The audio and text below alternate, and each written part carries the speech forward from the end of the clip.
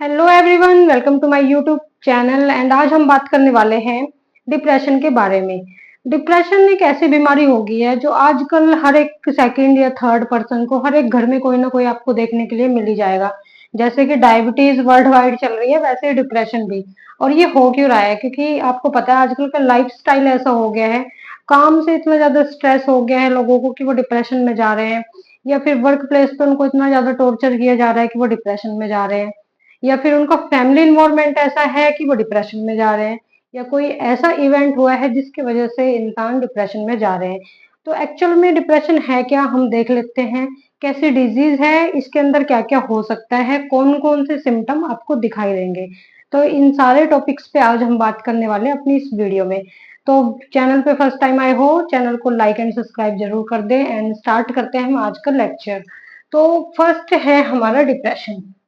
हमें पता करना है भाई डिप्रेशन है क्या एक्चुअल में। हम बहुत सुनते हैं डिप्रेशन हो गया है, मुझे स्ट्रेस हो गया है। डिप्रेशन और स्ट्रेस, पहली बात तो दोनों के दोनों डिफरेंट है। स्ट्रेस हम रिमूव कर सकते हैं, लेकिन डिप्रेशन एक लॉन्ग टर्म कंडीशन है जो बहुत ही टाइम में जाके, बहुत ही ज्यादा थेरेपीज मेडिकेशंस के थ्रू जाके ट्रीट होता है। तो डिप्रेशन और स्ट्रेस दोनों के दोनों डिफरेंट है। तो देख लेते हैं डिप्रेशन है क्या। Depression is a common mental health disorder. ये क्या है? कॉमन मेंटल हेल्थ डिसऑर्डर है, मतलब हमारी साइकेट्रिक से रिलेटेड, हमारी मेंटल थिंकिंग से रिलेटेड कोई डिसऑर्डर है। इसमें हो क्या रहा है? मोर देन जस्ट सैडनेस, इसके अंदर सैडनेस बनी रहती है, परसिस्टेंट सैडनेस इसमें देखने के लिए मिलेगी। इंसान जो होगा वो सैड आपको दिखेगा, आपको वो हैप्पी नजर नहीं आएगा, या उसे हैप्पीनेस नहीं होगी। कोई भी न्यूज आप उसको सुनाओगे, हैप्पी वाली न्यूज भी सुनाओगे, तभी भी उसे हैप्पीनेस नहीं होगी। तो परसिस्टेंट क्या रहेगा? सैडनेस बनी रहेगी उस केस में, ठीक है। फिर क्या है? Depression leads to emotional and physical problem. क्या कर रहा है? जो हमारा डिप्रेशन अगर किसी को हो गया है, तो वो हमारी दोनों चीजों को अफेक्ट कर रहा है। किसको? इमोशनली भी हम अफेक्ट हो रहे हैं और फिजिकली भी, ठीक है। दोनों चीजों को क्या कर रहा है? ये अफेक्ट कर रहा है। तो अब बात कर लेते हैं हम इसके कॉज की, कि क्या ऐसे कॉज है जिसकी वजह से डिप्रेशन बढ़ रहा है या डिप्रेशन हो रहा है। तो फर्स्ट पॉइंट जो इसका आता है, ब्रेन केमिकल इम्बैलेंस। हमारी ब्रेन के अंदर अगर केमिकल्स का इम्बैलेंस होना स्टार्ट हो जाए, ठीक है, तो उस कंडीशन में भी सम टाइम पेशेंट को क्या हो सकता है? डिप्रेशन हो सकता है। ये डिप्रेशन का एक कॉज है। फिर आता है फैमिली हिस्ट्री।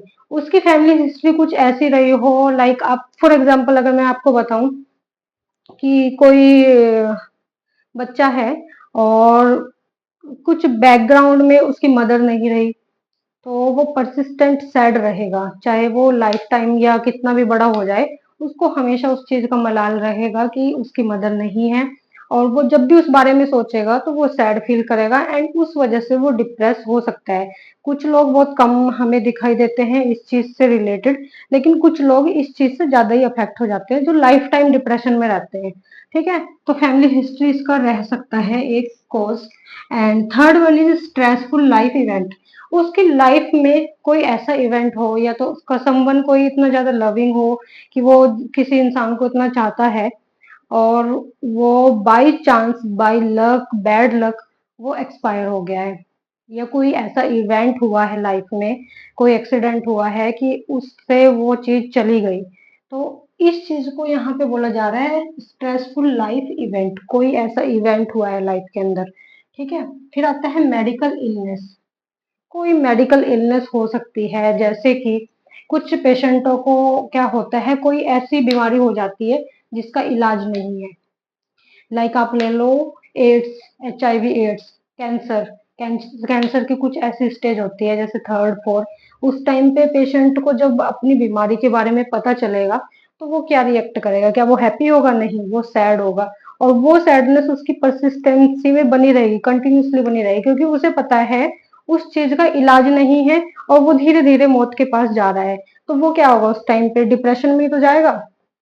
तो ये इसका कॉज रहेगा मेन, मेडिकल इलनेस। फिर आता है हार्मोनल चेंज। हार्मोनल चेंज जो हमारी बॉडी में होते हैं, उसकी वजह से भी कुछ लोग जो है डिप्रेशन ले लेते हैं, ठीक है। फिर आता है सोशल आइसोलेशन एंड लोनलीनेस। कुछ लोग ऐसे होते हैं कि वो अलग रहना प्रेफर करते हैं, और उस अलग रहने के चक्कर में वो कब डिप्रेशन में चले जाते हैं, वो कब सबको अपना दुश्मन मानने लग जाते हैं, उनको पता ही नहीं चलता।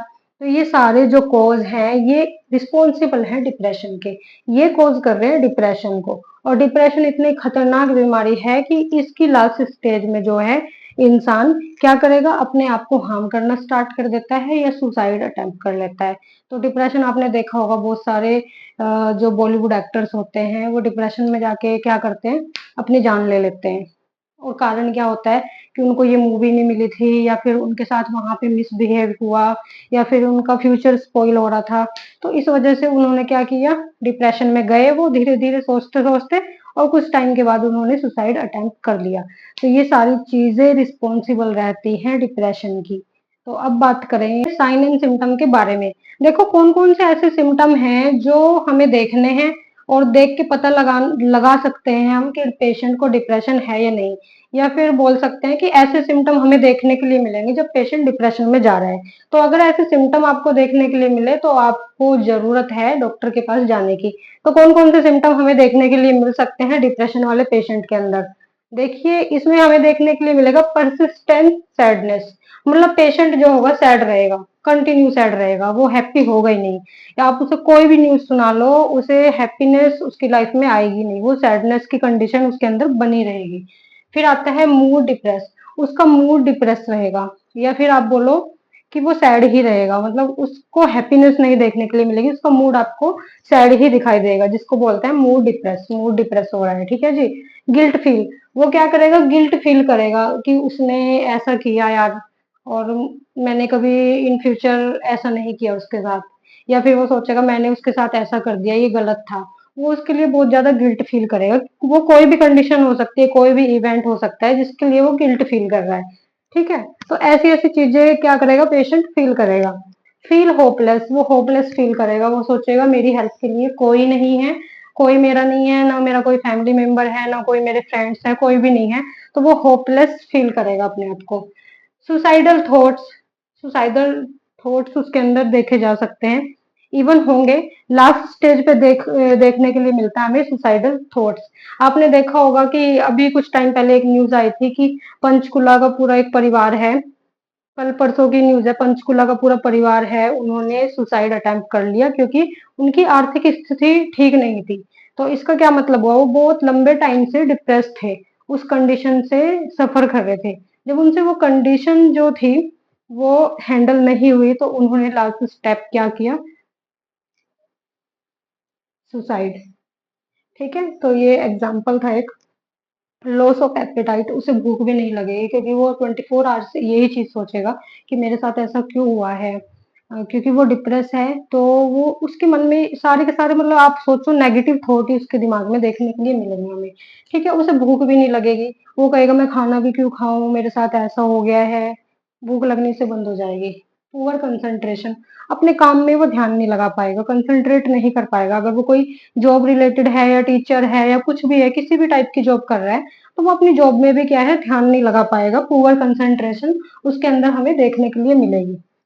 ठीक है जी, ये सारे सिम्टम हमें देखने के लिए मिलेंगे। परसिस्टेंट सैडनेस रहेगा, वो मूड डिप्रेस रहेगा, उसका गिल्ट फील करेगा, वो फील करेगा वो कि वो होपलेस है, कोई फ्रेंड नहीं है उसका, सुसाइड करने का कोशिश करेगा, डिप्रेस रहेगा, सैड रहेगा, लॉस ऑफ एपेटाइट रहेगा, पुअर कंसंट्रेशन रहेगी उसके काम में। तो ये सारे के सारे सिम्टम हमें पेशेंट के अंदर देखने के लिए मिलेंगे। फिर अब हम बात करते हैं ट्रीटमेंट के बारे में। ट्रीटमेंट हम डिप्रेशन वाले पेशेंट के अंदर क्या दे सकते हैं? तो इसका जो फर्स्ट ट्रीटमेंट हम देखें तो इसमें हम देते हैं साइकोथेरेपी। साइकोथेरेपी में हम क्या करते हैं, जैसे कि पेशेंट हमारे पास आया, हम पेशेंट के साथ बात करना स्टार्ट करेंगे। हम उसकी साइकोलॉजी को जानेंगे कि वो किस टाइप की बात कर रहा है, वो कितना डिप्रेस है, कितने सिम्टम्स हमें उसके अंदर दिखाई दे रहे हैं। ठीक है, और साइकोथेरेपी में पेशेंट क्या करता है, बताने के बाद जब वो अपनी सारी की सारी स्थिति बता देता है तो वो थोड़ा रिलैक्स फील करता है। तो साइकोथेरेपी उसकी चलेंगी। ठीक है, मेडिकेशन देंगे, एंटी डिप्रेसेंट मेडिकेशन जो रहती हैं ये अकॉर्डिंग टू पेशेंट कंडीशन दी जाती है कि पेशेंट का जो लेवल है, डिजीज लेवल है, वो कौन से लेवल की है, वो मेजर है, माइनर है, या फिर सिवियर कंडीशन में है। तो उस कंडीशन के अकॉर्डिंग क्या दिया जाता है, एंटी डिप्रेसेंट ड्रग्स दी जाती है। कुछ लोग होते हैं कि वो थोड़ा डिप्रेस होते हैं, ज्यादा नहीं होते हैं। सुसाइडल अटेम्प्ट करने वाली सबसे लास्ट वाली स्टेज आती है, तो देखा जाता है कौन सी स्टेज पे है वो, कौन सी स्टेज का उसको डिप्रेशन है, देन उसके अकॉर्डिंग उसकी एंटी डिप्रेसेंट चलती है। फिर क्या करेंगे हम, लाइफस्टाइल चेंज। हम कोशिश करेंगे जब वो हॉस्पिटल के अंदर आएगा, साइकेट्रिक को अपना दिखाएगा कि भाई मेरा ये हाल है, तो हम क्या करेंगे, उसका लाइफस्टाइल चेंज करने की कोशिश करेंगे। और क्या कर सकते हैं हम लाइफस्टाइल चेंज में, जो वो लाइफस्टाइल जी रहा है क्या वही हम उसे बोलेंगे कि तू वैसे ही रह भाई घर जाके भी? नहीं, हमें उसे बोलना है कि अगर ठीक है, हम उसकी पूरी बात सुनेंगे। फिर हम उसे बोलेंगे आप थोड़ा टाइम बुक्स को दें, आप थोड़ा टाइम गेम प्ले करे, जिसे बोलते हैं डाइवर्जनल थेरेपी, की वो अपना मूड डाइवर्ट करे, मतलब अच्छे कामों की तरफ लगाए, उसको हम थोड़ा बिजी करेंगे, उसे अच्छी अच्छी न्यूज बताएंगे, अच्छे अच्छे जो है हैप्पी वाली मूवीज दिखाएंगे। तो ऐसी ऐसी चीजें करके हम क्या करेंगे, उसको लाइफस्टाइल चेंज करने की कोशिश करेंगे, ताकि वो उस कंडीशन से बाहर निकल सके। तो इस ये देते हैं जी हम लाइफस्टाइल चेंज थेरेपी देते हैं। तो उसका लाइफस्टाइल हम चेंज कर देंगे पूरा ही, जैसे वो जी रहा था उसे वैसे ही नहीं जीने देंगे। डिप्रेशन में जी रहा था, डिप्रेशन में नहीं जीने देना है उसे, अच्छे इन्वायरमेंट में लेके जाना है, उसे अच्छा लाइफस्टाइल हमें बताना है। फिर आता है सोशल सपोर्ट देनी है हमें उसे, ठीक है, and family friends and support, ठीक है, फैमिली फैमिली की सपोर्ट भी जरूरी है, कि घर का एक इन्वायरमेंट ऐसा होना चाहिए कि इंसान को वहां पे जाके अनसेफ फील ना हो, वहां पे उसे रिलैक्स फील हो। ठीक है, हम उसे सपोर्ट करेंगे, हम उसे बोलेंगे कि देखो जो भी बात है हम तुम्हारे साथ हैं, डोंट टेक टेंशन, ठीक है, हम उसकी पूरी बात सुनेंगे और उसको पूरा पूरा सपोर्ट करेंगे। और सपोर्ट में अगर फैमिली नहीं है तो फ्रेंड्स होने जरूरी है, जो उसे सपोर्ट करे। और फैमिली फ्रेंड्स सभी की सपोर्ट की जरूरत रहती है, ठीक है, तो सोशल सपोर्ट बहुत जरूरी है डिप्रेशन वाले पेशेंट में, उसे अलोन फील नहीं कराना है। फिर आता है cognitive behaviour therapy, cognitive behaviour therapy देंगे हम पेशेंट को। एंड लास्ट में आती है इसकी drug of choice. Drug of choice क्या दे सकते हैं हम, फर्स्ट नंबर पे आती है हमारी फ्लोहेक्सिटाइन। फ्लोहेक्सिटाइन ड्रग ऑफ चॉइस रहेगी इसकी, एंड सेकंड रहेगी सीरिटालाइन ड्रग दे सकते हैं हम, मिट्राजिपाइन दे सकते हैं, ये लॉस ऑफ एपेटाइट जो हो रहा है उसमें हेल्प करेगी, गिव सेफ डोज। और इन सारी जो एंटीसाइकोटिक ड्रग्स जो रहती है, एंटी डिप्रेसेंट ड्रग रहती है, जितने भी एंटीसाइकोटिक ड्रग्स हम पेशेंट को देते हैं, उनकी सेफ डोज देना बहुत ज्यादा जरूरी है। जैसे कि लिथियम, लिथियम की टॉक्सिसिटी हो जाती है, MgSC4 की टॉक्सिसिटी हो जाती है। तो ऐसे ऐसे जो हाई अलर्ट मेडिकेशन होती हैं, या फिर एंटीसाइकोटिक ड्रग्स होती हैं, तो ऐसी ऐसी मेडिकेशंस की जो डोज है बहुत ही ज्यादा कहते हैं ध्यान से देने की जरूरत होती है। तो ये इसका ट्रीटमेंट था। एंड इन सारी चीजों का हम ध्यान रखेंगे अगर कोई पेशेंट डिप्रेशन से सफर कर रहा है। तो अगर ये वीडियो आपके लिए हेल्पफुल रही है तो हमारे चैनल को लाइक एंड सब्सक्राइब जरूर करें। And thanks for watching.